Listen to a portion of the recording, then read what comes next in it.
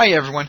The information we're going to cover in this module is self-directed IRA accounts. What we're going to do is we're going to show you how you can take control of your financial future and how you can make the investment decisions that are going to have to provide you with the income to last for the rest of your life. And that's why this module is really so important, is no longer do you have to give up control of your financial future to the mutual fund manager back east.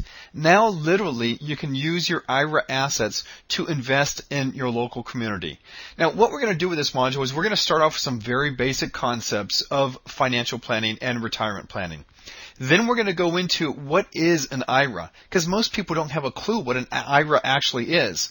Then we're going to give you some investment ideas, some investment concepts, and then we're going to give you a little bit more of the rules regarding IRAs, and then wrap it all up with some more investment ideas on ways on how you can self-control your IRA. So without further ado, let's just get into it. Now, first concept, why do you even care about self-directed IRAs? Why do you even care what you can or can't do with the IRA account? Here's the simple reason why. You need to build up money for your retirement. Charles Schwab estimates that you need about $230,000 saved for every $1,000 of monthly income you want whenever you retire. Let me say that figure again. $230,000 saved for every $1,000 of monthly income you want whenever you retire. So that means if you want a bare minimum of $4,000 a month of retirement income, you're going to need to have close to $1 million saved. Now here's the funny thing. How many Americans even have the baseline $230,000 saved? Well, the national average savings inside someone's 401k account at work is about $44,000. So no one is even close to that $230,000. Now, logic would tell you that if you don't have the money saved right now, you're going to start saving more to start building up the amount that you're going to need. Well, once again, Americans, we're a crazy bunch. We like to spend money. We like to go out and buy that flat screen TV.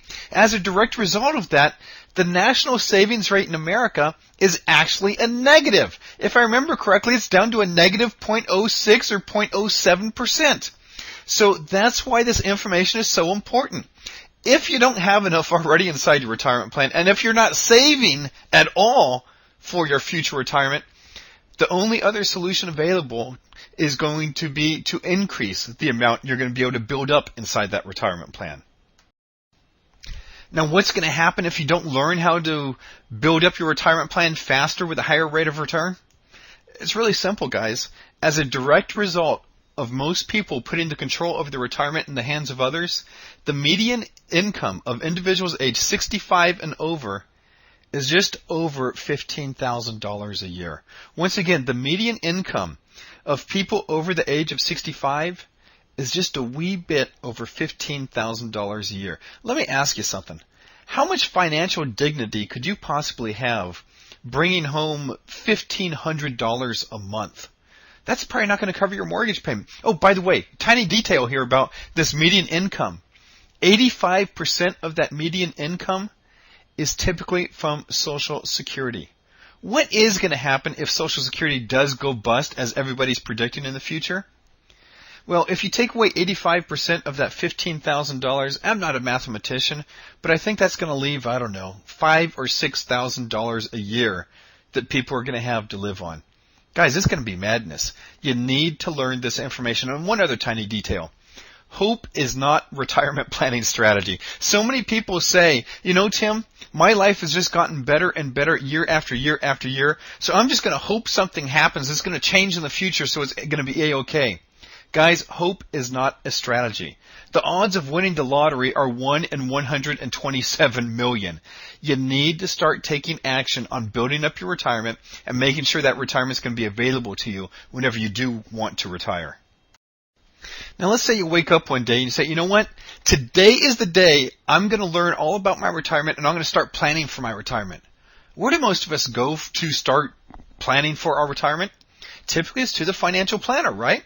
And the financial planner, what is their big mantra? I mean, location, location, location may be the mantra of real estate agents. What is the mantra of financial planners for the most part? Isn't it diversification, diversification, diversification? Look at this chart right here on the screen. This chart lays out how the average IRA is invested. And if you look at the chart, look at the area that's yellow-orange. That says about 42% of IRA assets are invested in mutual funds. And then if you look at the purplish area, that says another 40% is invested directly inside a brokerage account. Now guys, if you combine those two, that's about 83% of the value of IRAs is basically invested in securities. 83% of the value of IRAs is invested in securities. Now here's the challenge. Whenever we're talking about a security, typically you're going to buy some sort of packaged product that was put together by Wall Street, and now that packaged product is going to in turn invest inside some corporation. Now, the challenge is, I don't know the exact statistics, but if memory serves me correctly, something like 90%, in fact I think it's greater than 90% of mutual funds fail to outperform the indices that they are tied to. Once again, 90% of mutual funds fail to outperform the indices that they are tied to. What that effectively means is you are paying mutual fund managers to lose money for you. That's absolute madness. And let's go a little bit further. Now the mutual fund invests that money with, let's say, Home Depot. What just happened with Home Depot recently? Home Depot fired its CEO because the guy was underperforming. How much did they pay him to leave? I don't remember the exact figure, but I think it was something in the range of tens of millions of dollars. If you look at the pay of big Wall Street executives, gosh, they're bringing home $10 million, $20 million, in some cases $50 million a year. Where is that money coming from? Look at the returns of your retirement plan. That money is coming from you. They are packaging these products and they are now selling that to your retirement plan. Much more efficient way, guys. Take control of your own financial future, bypass the middleman, put those $50 million paychecks, and I'm being facetious here, guys, put those $50 million paychecks inside your retirement plan as opposed to giving it to the big Wall Street fat cats.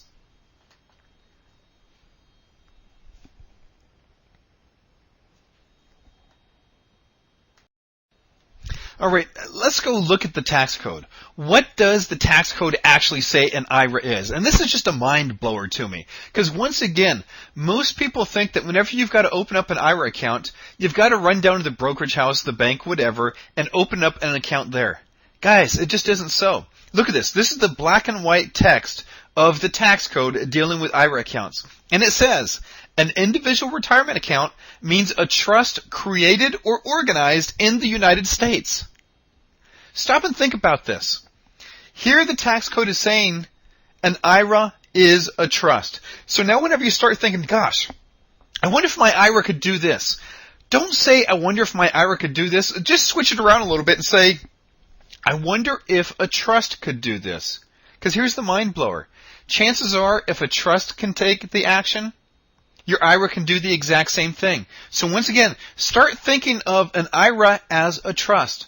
Stop thinking, gosh, I wonder if my IRA can do this. Start thinking, I wonder if a trust can do this. Once you change around those terms, you're going to find that everything starts falling into place. You're going to think, gosh, I've heard of a trust buying real estate. Gosh, I've heard of a trust borrowing money. Then it's really going to start making sense. Now, before we get too excited on stuff, and we're going to go through some investment examples in just a little bit here, let's talk about the certain investments that this particular trust cannot make. Under the tax code, your IRA trust cannot invest in life insurance. I don't think that's a big letdown for many of you. I'm not positive. And the other thing your IRA cannot invest in is collectibles. What's a collectible? It's things like gems, jewelry, fine art, things of that nature. These are the only investment limitations for IRA accounts. Your IRA cannot invest in collectibles. It cannot invest in life insurance contracts.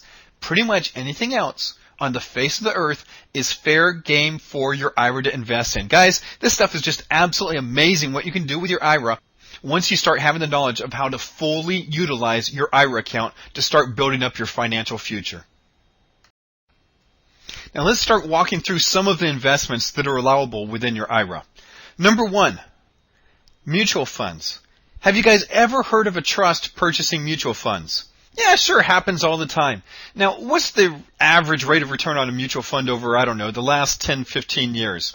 It's right around 10%, isn't it? So let's just put that off to the side and mark it down as 10%. How about real estate? Have you guys ever heard of a trust purchasing real estate? Yeah, I think it probably happens, I don't know, a few 100,000 times a day. People with their living trusts going out and buying real estate for them to live in. If a trust can do it, chances are an IRA can do it. A trust can buy real estate. IRAs are allowed to purchase real estate. How about a mortgage loan, something called a hard money loan? Have you ever heard of a trust making a hard money loan? Answer is yes, it happens quite a bit too. If a trust can do it, an IRA can do it. IRAs can make hard money loans. What are the rates of returns on these hard money loans? Gosh, it's all over the place. It can be as low as 7%, or it could go into the triple digits. Let me give you a drama and true life example. Individual I know, his name was Don. Don loaned somebody $7,000. I think that was about 4 or 5 months ago. Just this week, Don foreclosed on that property. And guys, I'm not trying to show how you can make a lot of money, by the way, on somebody's misery or misfortune. It's just a fact of life. These people borrowed money. They didn't make the payment. In fact, I think they didn't make any payments whatsoever after they borrowed the money. So you got to question their intent on the whole thing. But the bottom line is this. Don loaned them $7,000 and they went through the foreclosure process. And basically, he's going to walk away with about $20,000 or $30,000 equity in the space of about 6 months. You tell me, you do the math. If you loan out $7,000, and let's just go on the low end and say that he only got $15,000 back. What's his rate of return on that investment? Now, off to the side here, let's just put down 15% as an average rate of return for these hard money loans. Here's another one. Invest in a private business. Have you ever heard of a trust buying a business? Sure. In fact, a lot of people get all excited about something called initial public offerings. Now, why do they get excited about these initial public offerings? Because that's whenever a stock first gets on the stock market, and then everybody thinks that, gosh, once it's on the stock market, it's going to start increasing in value dramatically. Well, it could happen, but how about this? What if your IRA could get in on a ground floor opportunity? What if your IRA was the one who funded a young Bill Gates right as he was kicked out of college or as he dropped out of college, whatever the case may be? What would have been the return on your investment there? What I'm talking about is now you can use your IRA assets to invest in your local community. Now you can probably earn a nice return inside your IRA, probably a great return really, and you're also helping build up your local community. And by the way, if you think the business you're investing in isn't doing so well, do you have control to start making heads roll at the management of that business? Sure you do. If you invest in GE and you think it's not doing too well, do you have the power to make heads roll on that investment? No, you don't. Guys, it's all about control. It's all about putting you in direct control of your IRA and the investments it makes. Here's another one. Engage in leasing programs. I love to tell people, last summer, back in July, me and the family, we took off on one of these Disney cruises. And as we're tromping down the gangway at one of the ports of call, there's a shack there saying, "We rent jet skis." Now, guys, I'm a cheapskate, and also I'm a little bit of a chicken. I didn't want to go out in the middle of the ocean with these jet skis. That kind of sounds terrifying to me. But the kids were bouncing up and down. They said, yeah, Dad, can we? So we rented these jet skis. These jet skis cost us $200 an hour. $200 an hour to rent these jet skis. Now, whenever I got back from my vacation, I was explaining this to a friend of mine, and he says, well, Tim, I just bought 2 used jet skis for $9,000 the other day. Now, what was clicking through my mind was this. Let's say that I could pick up a used jet ski for $4,000. And then I find some tourists who are willing to pay $200 an hour for that jet ski. That guy is basically making a 5% an hour return on his money. Let's say that you were only able to rent out those jet skis for 20 hours a year. You've just doubled your money. Doubled your money. Guys, that's not too bad, is it? So now, can a trust engage in these leasing activities? Absolutely yes. Can an IRA go out there, buy a jet ski, and lease it out to people? Yes, it can. That is allowable. Guys, it's just amazing what you can do with your IRA once you have the full knowledge of the capabilities on the whole thing. Let's go a little bit further. Borrow money. Have you ever heard of anybody's trust borrowing money? Have you ever had a living trust borrow money to buy your next home? Yes, happens all the time. Can an IRA borrow money? Answer is yes, it can. Let me give you a dramatic example. Let's say I put $1 inside of my Roth IRA account, and then I happen to know somebody who's both incredibly rich but also incredibly naive. They are so naive that they are willing to loan to my IRA $5 million. Is that legal? Could a trust borrow money? Yes, it can. Can an IRA borrow money? Yes, it can. Guys, your IRA can borrow money. So these are just some of the investments that are available to your IRA. Once again, you're just limited by your imagination. The bottom line, the only investments not allowed inside of your IRA are life insurance contracts and collectibles. Everything else is pretty much fair game so long as it's fully compliant with the other rules and regulations regarding IRAs, which we're going to be talking about. Oh, and one quick detail here. A lot of people think, gosh, if I'm making 5% or 10% on my money inside my IRA, it's building up enough for me. Things are going to be okay. Look at this chart here. As you can see at the bottom, this chart is based upon somebody investing $50,000 at whatever interest rate, either 5, 10, or 15% for a certain time period. And let's just look at only the 25 years category. Let's say I have $50,000 invested at 5% and it's invested for a 25-year time frame. I am going to have the princely sum of $169,000 available whenever I retire. Guys, once again, under Schwab's rule, how much do I need to get $1,000 of monthly income whenever I retire? $230,000. I'm not even going to be able to make $1,000, or I'm not going to be able to receive $1,000 a month off of that if it's only invested at 5%. And by the way, this is money expanded for a 25-year period, pushed 25 years in the future. Even if I did have $230,000, what is $1,000 25 years in the future going to buy me?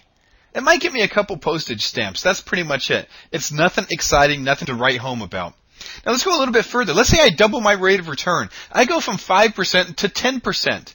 At the end of 25 years, how much is going to be available inside my account that earned 10%? $541,000. $541,000. Congratulations. You're now going to receive $2,000 a month in income.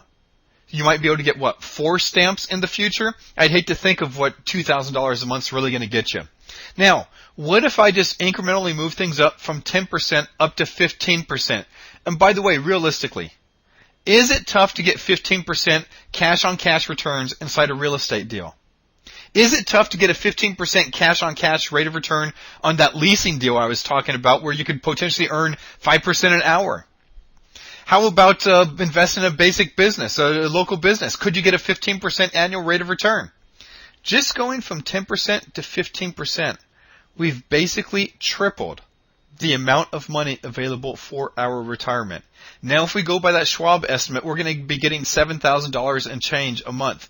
Still probably not a lot of money 25 years in the future, but you know what? It's going to buy me more than a couple stamps. So I might even be able to get the envelope and the letterhead and the other stuff for the letter that I want to send off. It's a good start. And remember, this is only $50,000 invested. Yeah, it's a long time period, 25 years, but at least I know I'm going to have some sort of financial dignity whenever I do want to retire. All right, guys. A lot of you are still probably skeptical, thinking, gosh, 15% seems a lot. I don't know how I'd be able to find any investments that can do that, etc., so forth. Let me share with you a couple drama and true life stories. First one, and this actually happened. Individual goes out with their Roth 401k, which is a fancy-dancy retirement plan. We'll be talking about that later. In fact, we have a whole separate module on Roth 401ks. You want to find out more information, go to that module. But this guy puts his money inside of his Roth 401k account. And the beauty of a Roth 401k account is no matter how much money you make in a year, you can still open up a Roth account inside this Roth 401k. And so this guy put in $10,000 inside of his Roth 401k. Also, that money grows tax-free, and then once the account's been open for 5 years and he's over 59 and a half, he can take that money out completely and totally tax-free. So he opened up this Roth IRA account.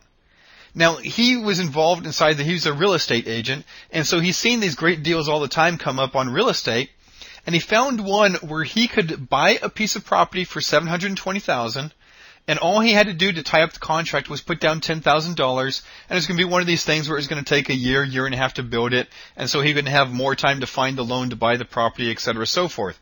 So he ties up that contract with $10,000. He ties up that contract to buy the property for $720,000. Well, a couple months later, somebody approaches him and says, you know what? I like that property. I like that lot. I like the whole development. I know that you've got one of the last deals going on where you have the right to buy it for $720,000. I would like to pay you $40,000 right now today for you to assign that contract over to me. Now, this guy's no dummy. He put down $10,000, and now somebody's willing to give him $40,000, and that's in addition to his $10,000 initial investment. They're going to recoup that for him, too. He was basically going to get $50,000 back on a $10,000 investment, and I don't remember the exact time frame. I think this is over a 2-month time period. What rate of return is that? And guys, is this anything complicated? Is it tough to go out and find a piece of property that you believe is undervalued, tie it up with a minimum amount of money, and now assign that contract over to someone else if in fact the market turns around and somebody does want to buy that? I'm not going to say this is a get-rich-quick course where you can go out and find those things 20 times a day. I'm going to say it's going to be hard work, but I think there's some of those deals out there. You put down $10,000 inside of your tax-exempt retirement account. You get back $50,000 inside your tax-exempt retirement account. How much do you have to pay in taxes? Nothing. How much is the retirement plan going to have to pay in taxes? Nothing. If it's a Roth 401k, how much is anybody on the face of the earth ever going to have to pay in taxes? Nothing. Let me ask you this. When's the last time you were able to put $10,000 down on a mutual fund or a stock market investment, and you got $50,000 back, and your investment was secured by a piece of real estate, or secured by a hard asset, if you will? I don't think it happens too much, guys. This is the power of a self-directed retirement account. Another example, super simple example. Buddy of mine's a CPA. He's got other friends who are CPAs. They're a weird group, those CPAs. They pretty much just stick together. So he's got this other friend who's a CPA. CPA number 2 approaches my buddy and says, hey, look, I've got a client who has a tax lien against him for $15,000. He needs to get rid of that tax lien so he can refinance his home. Would you be so kind as to loan him that $15,000? Now, my buddy says, I'm not going to do it personally, but I've got an IRA that has that money sitting around. Sure, my IRA will loan him the $15,000. He can wipe out that tax lien, and I just want $20,000 back at the end of 6 months. Is there anything complicated about this? No, not at all. Do many people have tax liens? Yeah, quite a bit. And this doesn't even only have to apply to tax liens, but basically anybody who needs short-term cash. So my buddy loans the guy $15,000. The guy signs a contract promising to pay back $20,000 within 6 months. Well, the guy who borrowed the money didn't fully live up to his word.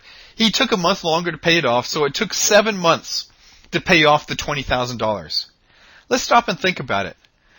My friend puts $15,000 out. He gets $20,000 back. He made $5,000 off of a $15,000 investment. What's that rate of return? On just an extremely simplistic basis, he made 33.33% on his money. Now let's consider the other part of this investment. This investment was fully secured by the borrower's personal residence. The personal residence was worth $150,000. The individual already had a first mortgage against it for $75,000. So now my friend placed a lien against the property for another $20,000 to make a total of $95,000 in liens against a property worth $150,000. Let's say that the real estate market went through a correction like it's going through right now, and the value of properties dropped by 10%. Now the fair market value dropped from $150,000 down to $135,000. Guys, that is still a $40,000 spread between the value of the liens against the property and the fair market value of the property. What if the real estate market dropped by 20%? we still have what? That's a $30,000 drop, so that's $120,000 fair market value. We still have a $25,000 spread. Even if it dropped by 30%, we still have a $10,000 spread. Was this a secure investment? Was this a secure investment that paid a fairly high rate of return? When's the last time you've had an investment like this offered to you from somebody selling mutual funds, stocks, or what have you? When have they been able to tell you you're going to get a 33.33% rate of return on your money, and it's fully collateralized and secured by real estate? Now, I know what some of you are thinking right now. You're thinking, gosh, man, this is really good. In fact, it's too good to be true. Yeah, I know a lot of other people have said the same thing. Now, it would be too good to be true if there weren't some further rules. And let's go over some of these further rules regarding these self-directed retirement accounts. First set of rules, and these are the big, mean, nasty rules. These are the rules you do not want to run afoul of. And this is something called the prohibited transaction rules. And it's at its most simplistic. These prohibited transaction rules say this: your IRA is not allowed to engage in any transaction with anybody who is considered related to the IRA owner. Once again, your IRA is not allowed to engage in any transaction with anyone who is considered related to the IRA owner. If the IRA does engage in a transaction with one of those related parties, it's basically the death sentence for the IRA. Your IRA is going to be considered completely and fully distributed at that point in time. So once again, your IRA is not allowed to engage in any transaction with anybody who is considered related to the IRA, otherwise is considered completely and fully distributed. So this brings up the obvious question: who's going to be considered related to the IRA owner? Well, number one, the IRA owner is obviously related to themselves. Next, the parents of the IRA owner are going to be considered related to the IRA owner. The children of the IRA owner are going to be considered related to the IRA owner. And finally, the spouses of the IRA owner. Just kidding, guys. The spouses of the parents, the kids, and the IRA owner are all going to be considered related parties. So your IRA cannot engage in a transaction with any of these people. Can't engage in a transaction with the IRA owner, their parents, their kids, or the spouses of any of those parties. Now also, here's a sneaky part. Inside the tax code, it says a business entity, a trust, a corporation, a partnership will be considered related to the IRA owner if 50% or more of that business entity is owned by some of these related parties. Now, I know what a lot of you are thinking. You're thinking, well, gosh, that's no big deal, because now I'll just set up an entity, I'll own 49% of it, and now I can have my IRA loan the money over to the 49% owned entity. Guys, it doesn't work that way. Under the tax code, you got the actual tax code, you have the regulations of the tax code, but then you have all sorts of administrative guidance and rulings issued by the IRS, not to mention the court cases. And there's one court case out there that says, we don't care what percent ownership a related party has in a business entity. If your IRA moves money over to that business entity, and that business entity receives some benefit from the use of that money, that's going to be a prohibited transaction as well, and your IRA is going to be considered completely and fully taxable. So this falls under the category of kids, don't try this at home. Don't try to do a self-directed IRA without further help and professional guidance. The reason being is there's just so many little mines out there where if you step on one of these little mines in the minefield, it could have disastrous tax consequences. So having said that, if a business entity has any ownership by a related party, that business entity will be considered related as well. So related parties for this prohibited transaction rules: the IRA owner, parents of the IRA owner, kids of the IRA owner, spouses of the above parties, as well as any business entity of which any of these related parties has any ownership. So quick examples here. Number one, if my IRA loans me money, my IRA is considered completely and fully distributed, and I have a tax disaster on my hands. Alternatively, let's say I'm a really crafty, shrewd guy, and I create a corporation that I only own 49% of. So if I look at the tax code itself, it looks like I'm in full compliance. Now I have my IRA make a loan over to that corporation. Bad news, guys. That is probably going to be considered a prohibited transaction, which means the IRA is going to be completely and fully distributed. Bottom line, there's 300 million people in America right now. Don't do any transactions with anybody who's a family member related by blood or anything of that nature. That should still leave, 299,990,000 people who you can still engage in transactions with. Make sure you fully understand prohibited transaction rules before you do any transaction with your IRA, because otherwise it can just be a complete tax disaster. Now there's another set of rules you need to know in regards to your IRA investments. And this is something called the unrelated business income rules. And in a nutshell, these rules basically say, under certain conditions, your IRA is going to have to pay taxes on the profits generated within the IRA. Now, what are these situations where you might have to pay taxes on the profits generated within your IRA? Number one, if you have an active business owned directly by your IRA, the tax code says you have to pay taxes on the profits. That's the key word here, the profits generated by that business.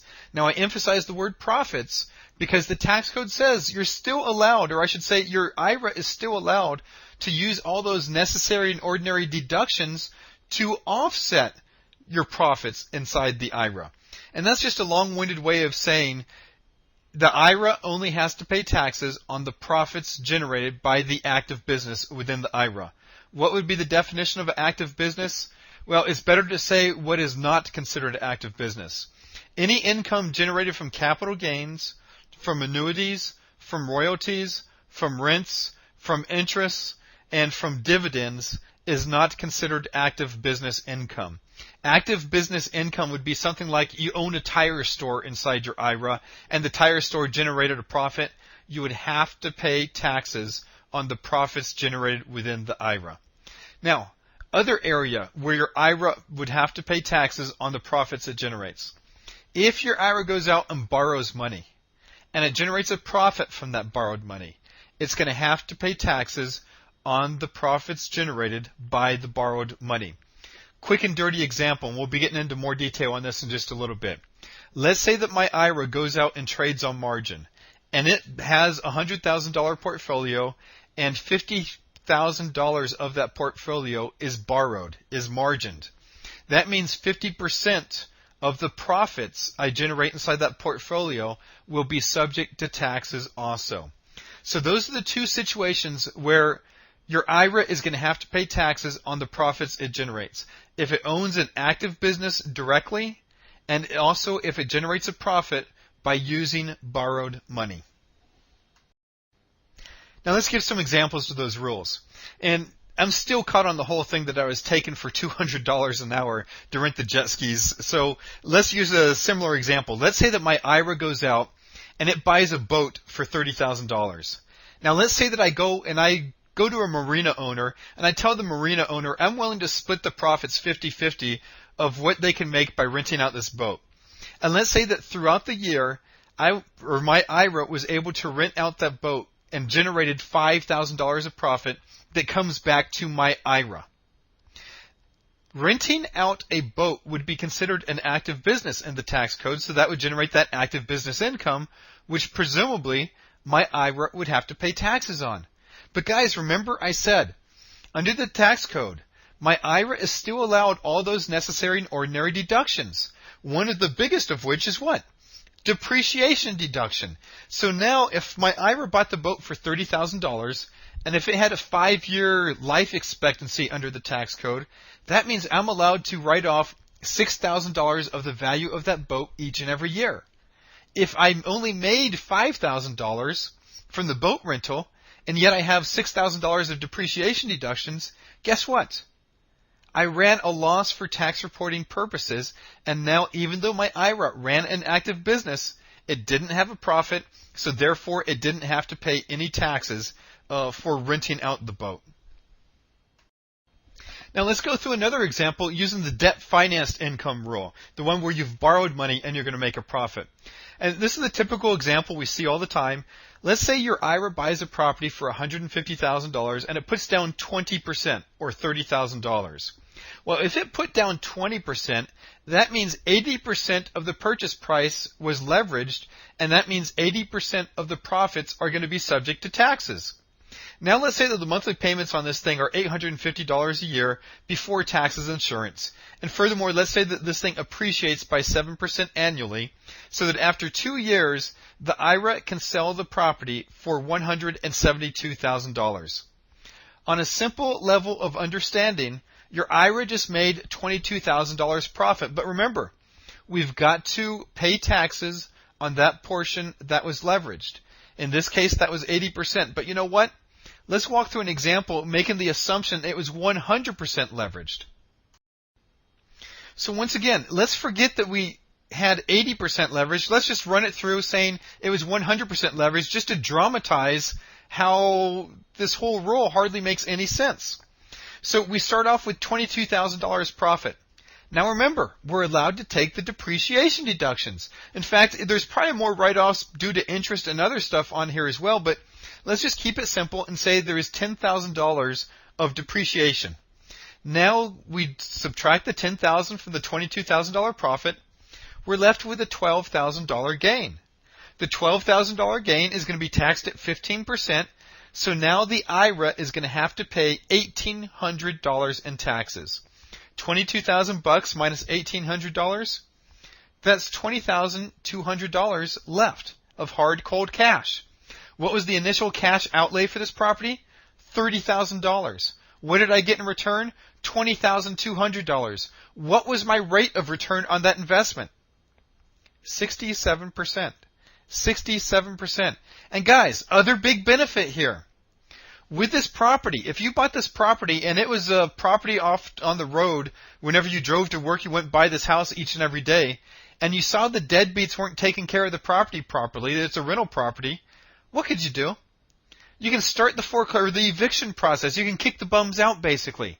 Alternatively, if you place money with a mutual fund manager, and the mutual fund manager places the money with Enron, and you see Enron's not taking care of their corporation the way they should, how much control do you have over your investment? Absolutely none. What we're talking about with these self-directed IRAs is giving you control. Giving you control so that you can watch your investments closer and make sure they're actually going to pay off the amount that you want and the amount that you need so that you can retire comfortably. Let's do another example. A lot of people are using options on real estate to dramatically increase the amount of wealth they have inside of their retirement plan accounts. And let me just give you an example. Let's say that you open up a Roth IRA and you put $3,000 inside of that Roth IRA account. Then the next day, your buddy Dan comes up to you, and Dan starts bragging about how he bought a property for $185,000, and he thinks he's going to be able to do some just basic fix-ups and be able to sell the property for $200,000. Now, is that a whole cottage industry out there right now? Yeah, sure it is. So Dan's going to be happy with making a $15,000 profit on this thing. Now, maybe you know there's going to be a new shopping mall coming in across the street, or the city's going to condemn and overpay for the property. I don't know what. But maybe you think the property is going to go for a lot more than $200,000. So what you do is you go to Dan and say, hey, Dan, my Roth IRA would like to be able to buy an option on your real estate.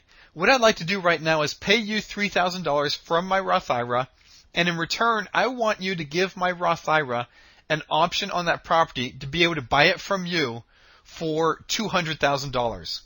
Now, is Dan happy with this arrangement? Sure he is, because he only wanted to receive $200,000 to begin with. Now he's going to get a little $3,000 kicker. Dan's ecstatic with the whole thing. Now let's say for the sake of this example, let's use a large amount. Let's say the property sells for $250,000. What's the cash flow going to be? Well, Dan, he only wanted $200,000. He's happy with his $200,000, so he gets $200,000. Your Roth IRA, on the other hand, it gets anything over and above $200,000. If the property sells for $250,000, that means that $50,000 is going to drop down into your Roth IRA. How much is your Roth IRA going to have to pay in taxes on that $50,000? Nothing. How much are you going to have to pay in taxes on that $50,000? Zero. How much is anybody on the face of the earth going to have to pay in taxes on that $50,000? Zero. Nothing. Nada. Not a single penny in taxes that can be paid on this transaction just because we used a fancy tool called an option to get leverage on the investment and the return on investment for our Roth IRA account. Now, I know a lot of you listening to this are real estate investors and you probably have done a lot of options. Here's my question to you.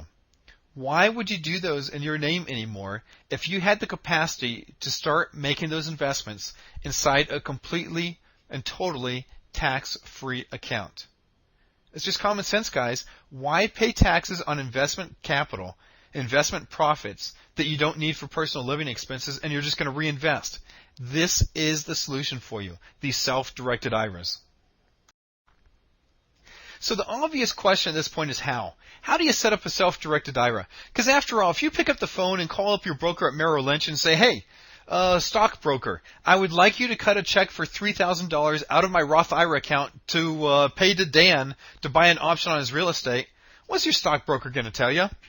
They're going to tell you it can't be done, it's illegal, it's wrong, all this other stuff. Guys, don't listen to them. This is what you need to do. You need to move your IRA assets from your old custodian over to a self-directed IRA custodian. Now, there's a very large number of self-directed IRA custodians out there. If you want to know which one's the best for you, send us an email and ask for our special report on self-directed IRA custodians. We'll be more than happy to send that out to you. So what you want to do is move the assets from your old custodian over to the brand new self-directed IRA custodian. Now, whenever you want to make an investment, all you're going to have to do is pick up the phone, call them up, and say you want to make an investment. Yes, that's going to take a little bit of time to gain access to the money. Yes, you are going to have to fill out some paperwork, but at least now you can gain access to all those investments that in the past you've been blocked from getting. And it all goes back to that one phrase, it takes money to make money. A lot of us has never had access to our own money to start making more money. We've always felt like our IRA account was owned by someone else, probably the brokerage house. Now we're giving you control back over your IRA money, over your retirement plan money, so you can start making higher rates of return with that money.